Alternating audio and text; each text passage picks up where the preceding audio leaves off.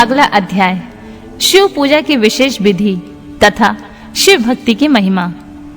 उपमन्यु कहते हैं, यदुनंदन, दीपदान के बाद और नैवेद्य निवेदन से पहले आवरण पूजा करनी चाहिए अथवा आरती का समय आने पर आवरण पूजा करें। वहां शिव या शिवा के प्रथम आवरण में ईशान से लेकर सद्योजात पर्यंत तथा हृदय से लेकर अस्त्र पर्यंत का पूजन करें।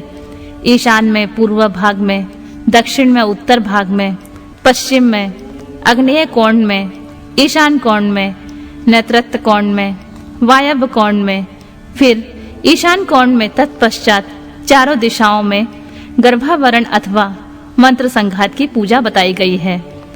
या हृदय से लेकर अस्त्र पर्यंत अंगों की पूजा करें। इनके बाहर भाग में पूर्व दिशा में इंद्र का, दक्षिण दिशा में यम का, पश्चिम दिशा में वरुण का, उत्तर दिशा में कुबेर का, ईशान कोण में ईशान का, अग्नि कोण में अग्नि का, नैऋत्य कोण में नैऋत्य का, वायव्य में वायु का, नैऋत्य और पश्चिम के बीच में अनंत या विष्णु का तथा ईशान और पूर्व के बीच में ब्रह्मा का पूजन करें। कमल के बाहरी भाग में वज्र से लेकर कमल पर्यंत लोकेश्वरों के प्रसिद्ध आयुधों का पूर्वादि दिशाओं में क्रमशः पूजन करें। यह ध्यान करना चाहिए कि समस्त आवरण देवता सुख पूर्वक बैठकर महादेव और महादेवी की और दोनों हाथ जोड़कर देख रहे हैं। फिर सभी आवरण देवताओं को प्रणाम करके नमः पद युक्त अपने अपने नाम से पुष्पचार समर्पण पूर्वक उनका पूजन क्रमशः करें। यथा इंद्राय नमः पुष्पम समर्पयामि इत्यादि। इसी तरह गर्भावरण का भी अपने आवरण संबंधी मंत्र से यजन करें। योग, ध्यान, होम, जप बाहर अथवा आभ्यंतर में भी देवताओं का पूजन करना चाहिए। इसी तरह उनके लिए 6 प्रकार की हवि भी देनी चाहिए। किसी एक अशुद्ध अन्न का बना हुआ मूंग मिश्रित अन्न या मूंग की खिचड़ी, खीर, दही मिश्रित अन्न, गुड़ का बना हुआ पकवान तथा मधु से तर किया हुआ भोज्य पदार्थ, इनमें से एक या अनेक हविष्य को नाना प्रकार के व्यंजनों से संयुक्त तथा गुड़ और खंड से संपन्न करके नैवेद्य के रूप में अर्पित करें। साथ ही मक्खन और उत्तम दही परोसना चाहिए। पुआ आदि अनेक प्रकार के भक्ष्य पदार्थ और स्वादिष्ट फल देने चाहिए। लाल चंदन और पुष्पवासित अत्यंत शीतल जल अर्पित करना चाहिए। मुख शुद्धि के लिए मधुर इलायची के रस से युक्त सुपारी के टुकड़े, खैर आदि से युक्त सुनहरे रंग के पीले पान के पत्तों से बने हुए बीड़े, शिलाजीत का चूर्ण, सफेद चूना जो अधिक रूखा या दूषित ना हो, कपूर, कंकोल, नूतन एवं सुंदर जायफल आदि अर्पित करने चाहिए।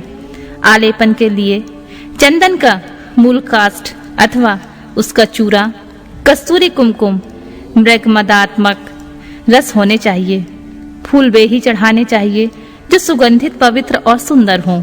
गंध रहित उटकट गंध वाले, दूषित, बासी तथा स्वयं ही टूटकर गिरे हुए फूल शिव के पूजन में नहीं देने चाहिए। कोमल वस्त्र ही चढ़ाने चाहिए। भूषणों में विशेषतः वे ही अर्पित करने चाहिए जो सोने के बने हुए तथा विद्युत मंडल के समान चमकीले हों।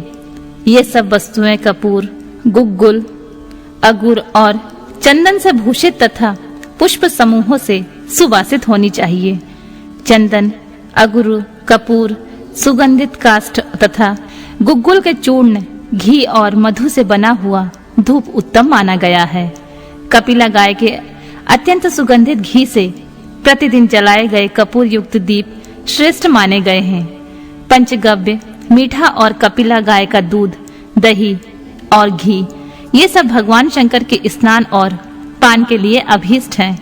हाथी के दांत के बने हुए भद्रासन जो सुवर्ण एवं रत्नों से जटित हैं, शिव के लिए श्रेष्ठ बताए गए हैं। उन आसनों पर विचित्र बिछावन, कोमल गद्दे और तकिए होने चाहिए। इनके सिवा और कुछ भी छोटी बड़ी सुंदर वस्तुएं, सुगत शैयाएं होनी चाहिए। समुद्रगामिनी नदी तथा नद से लाया गया कपड़े से छानकर रखा हुआ शीतल जल भगवान शंकर के स्नान और पान के लिए श्रेष्ठ कहा गया है। चंद्रमा के समान उज्जवल छत्र जो मोतियों की लड़ियों से सुशोभित, नवरत्न जटित, दिव्य एवं सुवर्णमय दंड से मनोहर हो, भगवान शिव की सेवा में अर्पित करने योग्य हैं। सुवर्ण भूषित 2 श्वेत चंवर जो रत्नमय दंडों से शोभायमान तथा 2 राजहंसों के समान आकार वाले हों, शिव की सेवा में देने योग्य हैं। सुंदर दर्पण जो दिव्य गंध से अनुलिप्त, सब ओर से रत्नों द्वारा आच्छादित तथा सुंदर हारों से विभूषित हो, भगवान शंकर को अर्पित करना चाहिए। उनके पूजन में हंस, कुंद एवं चंद्रमा के समान उज्जवल तथा गंभीर ध्वनि करने वाले शंख का उपयोग करना चाहिए, जिनके मुख और पृष्ठ आदि भाग में रत्न एवं सुवर्ण जड़े गए हों। शंख के सिवा नाना प्रकार की ध्वनि करने वाले सुंदर काहल वाद्य विशेष जो स्वर्ण निर्मित तथा मोतियों से अलंकृत हो, बजाने चाहिए। इनके अतिरिक्त भैरी, मृदंग, मुरज, तिमिच और पटह आदि बाजे भी जो समुद्र की गर्जना के समान ध्वनि करने वाले हों, यत्न पूर्वक जुटाकर रखने चाहिए। पूजा के सभी पात्र सुवर्ण के ही बनवाएं।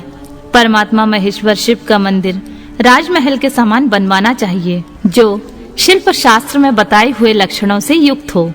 वह ऊंची 4 दीवारों से घिरा हो, उसका गोपुर इतना ऊंचा हो कि पर्वताकार दिखाई दे। वह अनेक प्रकार के रत्नों से आच्छादित हो। उसके दरवाजे के फाटक सोने के बने हुए हों। उस मंदिर के मंडप में तपाए हुए सोने तथा रत्नों के सैकड़ों खंभे लगे हों। चंदोबे में मोतियों की लड़ियां लगी हुई हों। दरवाजे के फाटक में मूंगे जड़े गए हों। मंदिर का शिखर सोने के बने हुए दिव्य कलशाकार मुकुटों से अलंकृत और अस्त्रराज त्रिशूल से चिन्हित हो। न्यायोपार्जित द्रव्यों से भक्ति पूर्वक महादेव जी की पूजा करनी चाहिए। यदि कोई अन्योपार्जित द्रव्य से भी भक्ति पूर्वक शिव की पूजा करता हो तो उसे कोई पाप नहीं लगता, क्योंकि भगवान शंकर भाव के वशीभूत हैं। न्यायोपार्जित धन से भी यदि बिना कोई भक्ति के पूजा करता है तो उसे उसका फल नहीं मिलता, क्योंकि पूजा की सफलता में भक्ति ही कारण होती है। भक्ति से अपने वैभव के अनुसार भगवान शिव के उद्देश्य से जो कुछ किया जाए, वह थोड़ा या बहुत करने वाला धनी हो या दरिद्र, दोनों को समान फल मिलता है। जिनके पास बहुत थोड़ा धन है, वह भी मानव भक्ति भाव से प्रेरित होकर भगवान शिव का पूजन कर सकता है, किंतु महान वैभवशाली भी यदि भक्तिहीन है तो उसे शिव का पूजन नहीं करना चाहिए। शिव के प्रति भक्तिहीन पुरुष यदि अपना सर्वस्व भी दे डाले तो उससे भी वह शिव आराधना के फल का भागी नहीं होता, क्योंकि आराधना में भक्ति ही कारण है। शिव के प्रति भक्ति को छोड़कर कोई अत्यंत उग्र तपस्याओं और संपूर्ण महायज्ञों से भी दिव्य शिव धाम में नहीं जा सकता। अतः श्री कृष्ण सर्वत्र परमेश्वर शिव के आराधन में भक्ति का ही महत्व है, इसमें संदेह नहीं है। पाप के महासागर को पार करने के लिए भगवान शिव की भक्ति नौका के समान होती है। इसलिए जो भक्ति भाव से युक्त है उसे रजोगुण और तमोगुण से क्या हानि हो सकती है।